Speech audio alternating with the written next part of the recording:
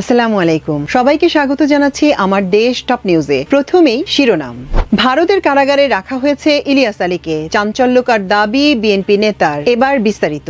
BNP চেয়ারপারসনের উপদেষ্টা পরিষদের সদস্য ও যুক্তরাজ্য বিএনপি সভাপতি এম মালেক বলেছেন, নিখোঁজ বিএনপি নেতা এম ইলিয়াস আলীকে গুম করে শেখ হাসিনা সরকার। কারণ ইলিয়াস আলী তাদের জন্য আতঙ্ক ছিল, তাই তাকে গুম করা হয়েছে। ইলিয়াস আলীকে ভারতের কোনো কারাগারে রাখা হয়েছে। একদিন ইলিয়াস আলী জনতার মাঝে ফিরে আসবেন।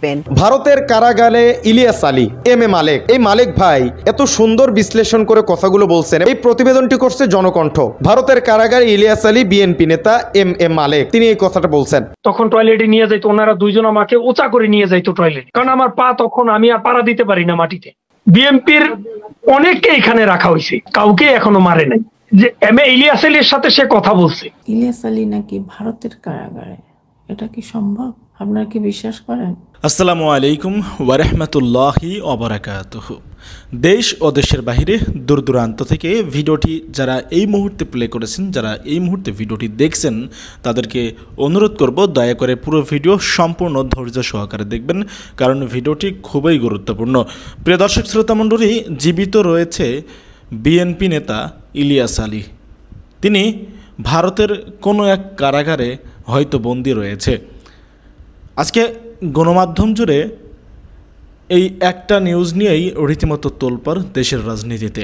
প্রিয় দর্শক শ্রোতামণ্ডলী, বিএনপি চেয়ারপারসনের উপদেষ্টা পরিষদের সদস্য ও যুক্তরাজ্য বিএনপির সভাপতি এম এ মালেক বলেছেন, বিএনপি নেতা এম ইলিয়াস আলীকে গুম করেছে শেখ হাসিনা সরকার, এবং তার ভাষায় ইলিয়াস আলী তাদের জন্য এক আতঙ্ক হয়ে উঠেছিলেন, তাই তাকে গুম করা হয়েছিল।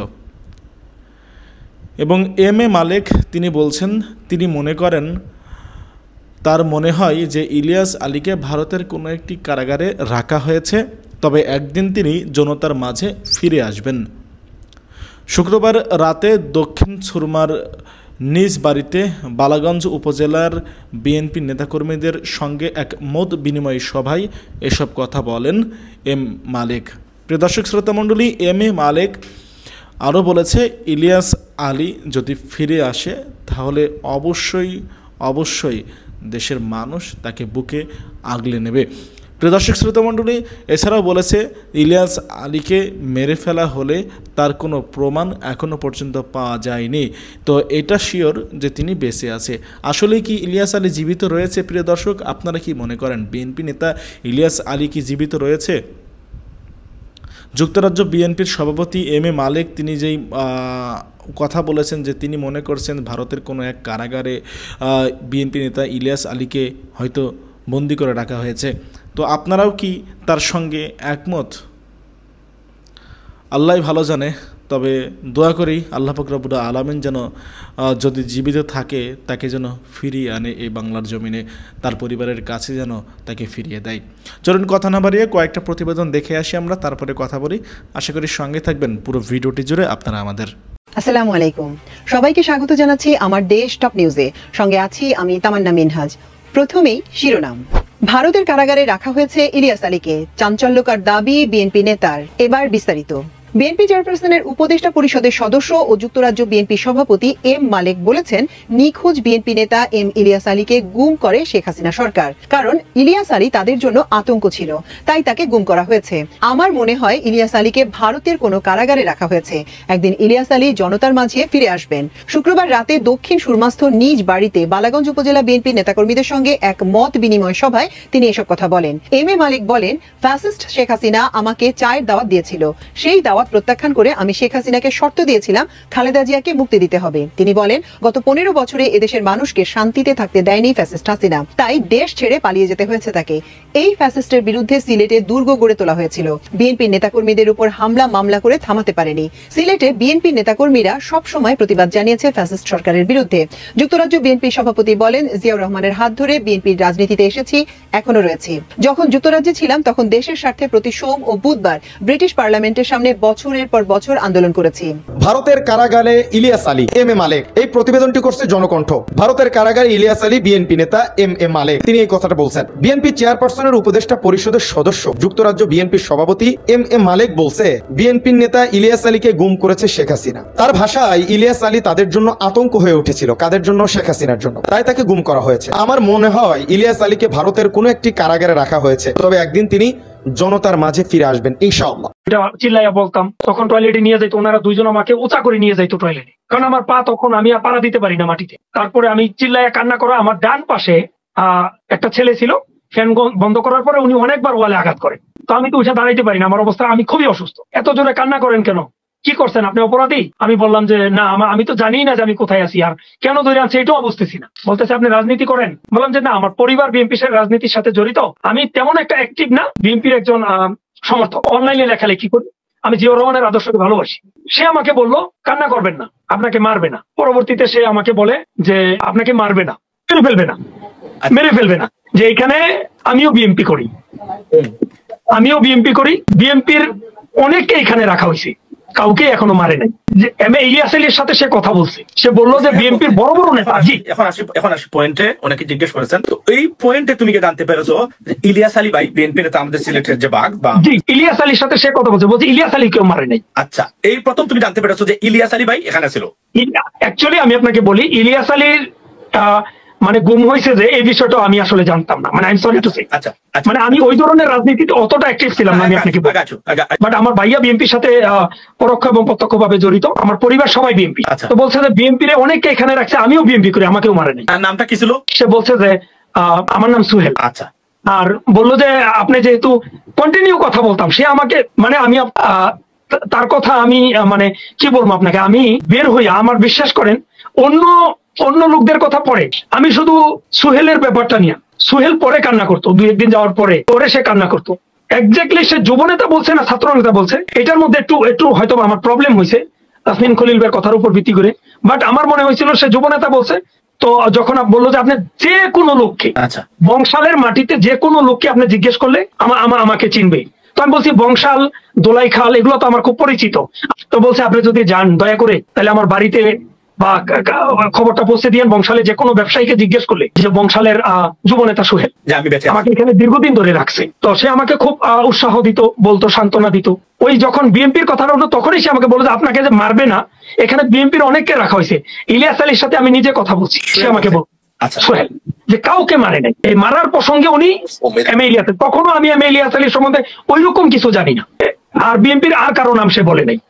মালিক ভাই, আপনারা তো যখন আওয়ামী লীগ ক্ষমতা ছিল তখন এম ইলিয়াস আলীকে ফেরত পাওয়ার জন্য অনেক আন্দোলন করেছেন, কিন্তু এই সরকারের সময় আমরা দেখতেছি না তেমন কর্মসূচি দিতে। আপনারা কোনো চাপ দিবেন কিনা সরকারকে? প্রথমত যে আমরা এই সরকারকে আমরা সহযোগিতা করছে বিএনপি, ভারপ্রাপ্ত চেয়ারম্যান সাহেব, আমরা এই যে আয়নাগর এবং আয়নাগরের কারিগরদেরকে যাতে বাংলাদেশে হাসিনা সহ এবং যারা দেশের সর্বনাশ করেছে তাদের বিচারের জন্য আমরা সহযোগিতা করছি। ইলিয়াস আলী চৌধুরী আলমকে যাতে আমরা অচিরেই বাংলাদেশে প্রায় 700 ন্যাশনাল লিডার গুম আছে এই মুহূর্তে, তাদেরকে ফেরত আনার জন্য আমরা বলছি যে প্রয়োজন বোধে আমরা জানি যে এটা ইন্ডিয়াতে নিশ্চয়ই ইন্ডিয়ার বিভিন্ন কারাগারে আপনারা ইনভেস্টিগেশন যদি সাংবাদিক ভাইরা আপনারা করেন, তাহলে ইলিয়াস আলী চৌধুরী আলম বা অগণিত যে নেতাকর্মীকে পাওয়া যাবে, যেভাবে আমাদের সালাউদ্দিন ভাইকে আমরা পেয়েছি, সেখানে নিশ্চয়ই রহস্য সহযোগিতা ছিল এবং সেখানে সুকুমার বালিকেও পাওয়া গিয়েছে। এইভাবে আমরা আশা করি যে আমাদের প্রিয় নেতা, আমাদের প্রাণপ্রিয় নেতা ইলিয়াস আলীকেও আমরা ইনশাল্লাহ আবার পাবো। এইটা আল্লাহর কাছে আমাদের এই চাওয়া এবং আমাদের অগাধ বিশ্বাস, আমরা তাকে ফিরে পাবো। আজকে আমরা একটা দোয়া মাহফিল হোল্ড করছি। আপনারা জানেন বিগত 13 বছর ধরে ইলিয়াস ভাইরে এই ফ্যাসিস্ট সরকার গুম করছে। সো আমরা এখনো আশাবাদী আছি ইনশাল্লাহ, তাই আমরা মাঝে ফিরে আইবা, আপনারা সকলে দোয়া করবা। বিশেষ করে I would urge the current government to investigate this thoroughly for all the kidnapping, for all the atrocities that Hasina, the fascist government, has done to these people. So I would urge the current government to look into this and do a proper investigation. So this is our requirement. আর দ্বিতীয় লিগে আপনারা সকলে আমরা লাগি দোয়া করবা, আমরা ম্যাডামের লাগি দোয়া করবা, আল্লাহ তাআলা সুস্থ কামনা করতা। দীর্ঘ 13 বছর যাবৎ আপনারা জানেন জননেতা জনাব এম ইলিয়াস আলী সাহেব, যিনি সিলেটের 1 কোটি মানুষের হৃদয়ের স্পন্দন, বিশ্বনাথ বালাগঞ্জ এবং উসমানীনগরের সাবেক, যিনি জননন্দিত একজন এমপি ছিলেন এবং উন্নয়নের উপকার ছিলেন। বিশ্বনাথ বালাগঞ্জ উসমানীনগর তথা বৃহত্তর সিলেট তথা বাংলাদেশের প্রত্যেকটি মানুষ আশায় এখনও বুক পেতে রয়েছে জনতা জনাবে ইলিয়াস আলী কবে আমাদের মাঝে ফিরে আসবেন। তারই প্রেক্ষিতে আজকে এখানে দোয়া এবং মিলাদ মাহফিলের আয়োজন করা হয়েছে প্রবাসী উদ্যাসিত বিশ্বনাথবাসীর পক্ষ থেকে। আমরা সবাই ঐক্যবদ্ধভাবে সবাই এখনও আমরা আশাবাদী এবং দোয়া প্রার্থী সবার কাছে জনতা জনাবে ইলিয়াস আলী আমাদের মাঝে ফিরে আসবেন, বিশ্বনাথ এবং উসমানীনগর তথা বৃহত্তর সিলেটের অভিভাবকের দায়িত্বে উনি পালন করবেন, এটাই আমরা আশা এবং প্রত্যাশা রাখি এবং সবার কাছে দোয়া প্রার্থী। বিসমিল্লাহির রহমানির রহিম। দীর্ঘ 13 বছর ধরে আমাদের প্রাণপ্রিয় নেতা বিশ্বনাথের কৃতি সন্তান, বৃহত্তর সিলেটের উন্নয়নের উপকার এবং জাতীয় রাজনীতির এক অনন্য ভূমিকা যিনি রেখেছেন আমাদের প্রাণপ্রিয় নেতা ইলিয়াস আলী 13 বছর যাবৎ গুম নামক কারাগারে বন্দী আছেন। আজকে আমরা মিলে আমরা একটু দোয়ার মহফিল আয়োজন করেছি যাতে আমাদের প্রাণপ্রিয় নেতা আমাদের মাঝে ফিরে আসেন। আমরা আশা রাখি, আমাদের বিশ্বাস, আমাদের আশা যে এখনও আমাদের ইলিয়াস আলী অক্ষত অবস্থায় আছেন।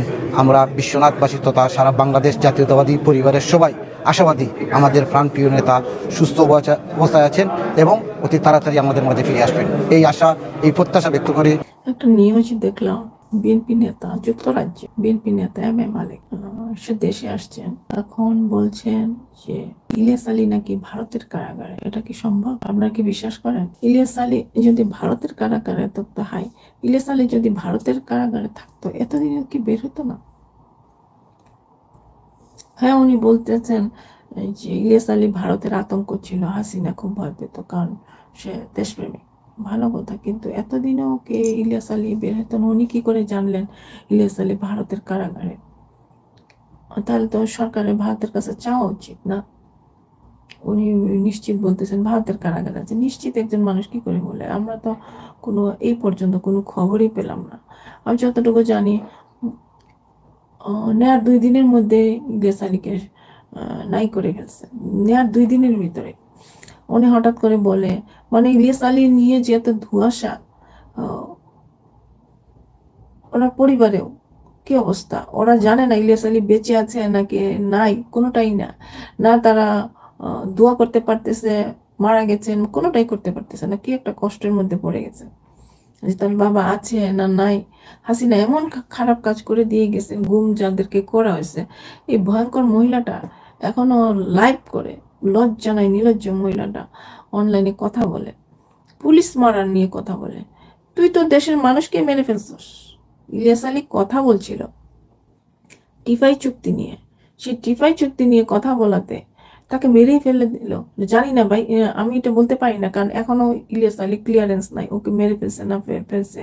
যদিও বের হয়েছিল যে ইলিয়াস আলীকে মেরে ফেলছে, কিন্তু সঠিক তো কেউ বলতে পারে না।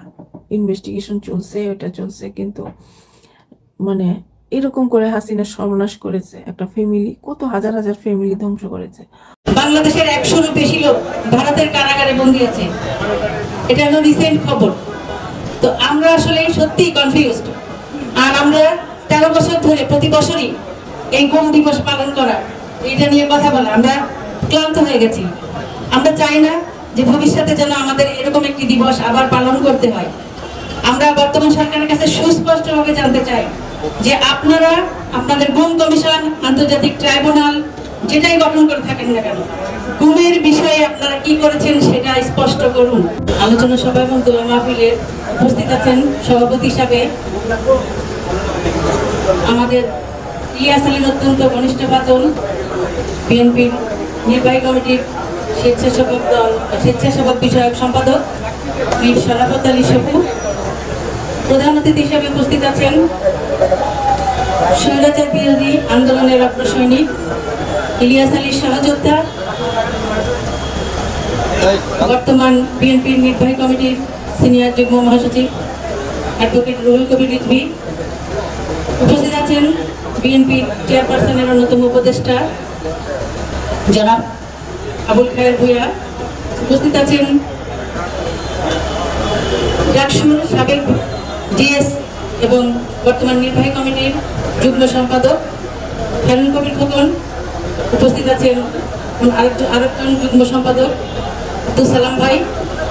উপস্থিত আরও আমাদের যে নেতৃবৃন্দ আছেন, ইলিয়াস আলী, অগ্রজ এবং অনুজ, এবং আজকে যারা এখানে উপস্থিত হয়েছেন সবাইকে আসসালামু আলাইকুম। আজকে 13 বছর হয়ে গেছে ইলিয়াস আলী গুমের। আমি আজকের এই জায়গায় দাঁড়িয়ে ইলিয়াস আলী গুম হয়েছিল বা ইলিয়াস আলীর যে গুমের ইতিহাস 13 বছরের, সে বিষয়ে বলতে চাই না। আমি অনেকেই আলোচনা করেছেন ইলিয়াস আলী সম্পর্কে। আমি যেটা বলতে চাই, আমরা জানি যে ফ্যাসিস্ট হাসিনা ইলিয়াস আলীকে গুম করেছিল তার দোসররা একসাথে মিলে সরকারি পরিকল্পনায় এবং সরকারি মদদে। আমরা দীর্ঘদিন ধরে প্রত্যাশায় ছিলাম একটি দিনের, যে যেদিন এই ফ্যাসিস্ট মুক্ত হবে বাংলাদেশ, সেই ফ্যাসিস্ট মুক্ত বাংলাদেশে আমরা ইলিয়াস আলীকে ফেরত পাবো। আমরা প্রত্যাশা করেছিলাম যখন 24-এর 5ই আগস্টে যে ফ্যাসিবাদ মুক্ত হয়েছিলাম আমরা, সেই মুক্তি হওয়ার পরে যে অন্তর্বর্তীকালীন সরকার ক্ষমতা এসেছিল, তারা প্রথমে যে আন্তর্জাতিক সনদে সদস্য হিসেবে স্বাক্ষর করেছিলেন, গুম আন্তর্জাতিক সনদে স্বাক্ষর করেছিলেন এবং এটি গুম কমিশন করেছিলেন। আমরা তখনও আশাবাদী হয়েছিলাম যে আমরা এর মাধ্যমে আমরা আমাদের গুমকৃত ইলিয়াস আলী সহ আরো যারা আছেন সবার একটি অবস্থান সুস্পষ্ট বিষয়ে জানতে পারব। কিন্তু দুঃখের বিষয়, আমরা প্রায় 7-8 মাস অতিবাহিত হয়ে যাচ্ছে, গুম কমিশনে আমরা আমাদের অভিযোগ দাখিল করেছি। এখন পর্যন্ত সরকারের পক্ষ থেকে কোনো ধরনের কোনো সুস্পষ্ট বক্তব্য আমরা পাইনি। আমরা বিভিন্ন সামাজিক যোগাযোগ মাধ্যমে বিভিন্ন ধরনের মন্তব্য, বিভিন্ন ধরনের কথাবার্তা, বিভিন্ন মিডিয়ার মাধ্যমে, প্রিন্ট মিডিয়ার মাধ্যমে বিভিন্ন ধরনের, যেটা আসলে সঠিক, কোনটা সঠিক সেটা আমরা আসলে বুঝতে পারি না। একবার পজিটিভলি খবর প্রকাশ করা হয়, আবার নেগেটিভলি। সম্প্রতি একটি খবর গুম কমিশনের থেকে, আন্তর্জাতিক অপরাধ ট্রাইব্যুনাল থেকে বলা হয়েছে যে বাংলাদেশের 100-এরও বেশি লোক ভারতের কারাগারে বন্দী আছে। এটা হলো রিসেন্ট খবর। তো আমরা আসলে সত্যি কনফিউজড। আর আমরা 13 বছর ধরে প্রতি বছরই এই গুম দিবস পালন করা, এটা নিয়ে কথা বলা, আমরা ক্লান্ত হয়ে গেছি। আমরা চাই না যে ভবিষ্যতে যেন আমাদের এরকম একটি দিবস আবার পালন করতে হয়। আমরা বর্তমান সরকারের কাছে সুস্পষ্টভাবে জানতে চাই যে আপনারা আপনাদের গুম কমিশন, আন্তর্জাতিক ট্রাইব্যুনাল যেটাই গঠন করে থাকেন না কেন, গুমের বিষয়ে আপনারা কি করেছেন সেটা স্পষ্ট করুন। আপনারা গুমের যে আন্তর্জাতিক আইন আছে, সেই আইনের আদলে বাংলাদেশের আইন সংশোধন করে সেই আইনের মাধ্যমে এই যে যারা গুম হয়েছে ইলিয়াস আলী এবং আরো যারা গুম হয়েছে সবার পরিণতি কি, তাদের অবস্থান কি, তাদের সাথে কারা কারা সুনির্দিষ্টভাবে জড়িত ছিল, তারা কোথায় আছে, তাদেরকে আইনের আওতায় এনে তাদের প্রতি বিচারের ব্যবস্থা করা, সুস্পষ্ট বিচারের ব্যবস্থা করা এবং ইলিয়াস আলীর স্পষ্ট অবস্থান জানানো, এটা সরকারের দায়িত্ব। যেহেতু সরকার, বর্তমান সরকার ক্ষমতায় আছে, তাদের কাছে বিশেষভাবে অনুরোধ করব, এর একটি সমাপ্তি প্রয়োজন। সেই সমাপ্তি যেন তারা দ্রুতই করে।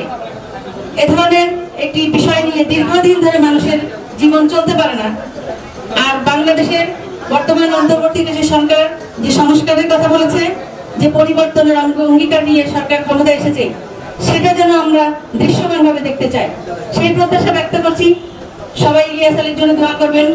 আমরা পরিবার এখনো প্রত্যাশা করি ইলিয়াস আলী আছে এবং একদিন ফেরত আসবে। সেই প্রত্যাশা যেন সঠিক হয়, সেই প্রত্যাশা সবার কাছে রাখছি। সবার দোয়া ইলিয়াস আলীকে রাখবেন। সবাইকে ধন্যবাদ জানাচ্ছি। আসসালামু আলাইকুম। সম্মানিত বন্ধুগণ, দর্শক শ্রোতা, আপনারা দেখতে পারলেন। ব্যক্তিগত মতামত অবশ্যই কমেন্টে জানাবেন।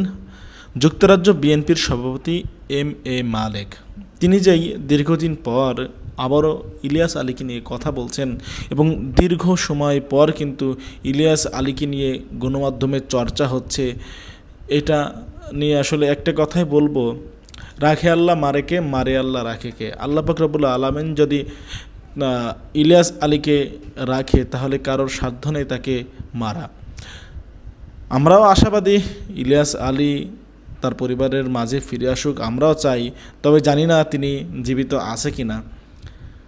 প্রিয় দর্শক শ্রোতা মণ্ডলী, আপনারা জানাবেন আপনাদের মতামত ইলিয়াস আলীকে নিয়ে। আপনারা কি মনে করছেন? আপনারা কি মনে করেন ইলিয়াস আলী জীবিত রয়েছে? আপনারা আপনাদের মূল্যবান মতামতটা কমেন্ট করে জানাবেন, ভিডিওটি শেয়ার করবেন, সকলের মাঝে বিদায় নিচ্ছি আপনাদের কাছ থেকে। এ পর্যন্তই আজকে। ভালো থাকবেন, সুস্থ থাকবেন। আজকের মতো আল্লাহ হাফেজ। আসসালামু আলাইকুম ওয়া রাহমাতুল্লাহি ওয়া বারাকাতুহু।